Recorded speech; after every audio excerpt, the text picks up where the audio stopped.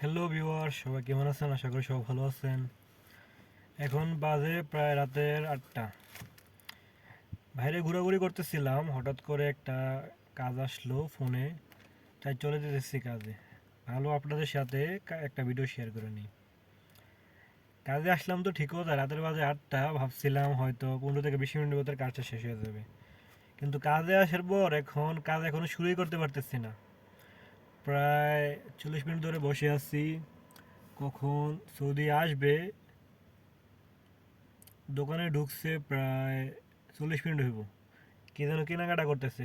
তার কেনাকাটা এবার কখন শেষ হবে, আর কখনই বা কাজে যাব, অথবা কখনই কাজ শেষ করব। এটাই আসলে মানে এখানকার সিস্টেম বললেই চলে। তারা তাদের কাজে খুব তাড়াহুড়া করবে, কিন্তু যখন কাউকে কাজে নিয়ে আসবে তখন তারা ঘন্টার পর ঘন্টা বসে রাখবে। এটাই আসলে নিয়ম, কিছু করার নাই।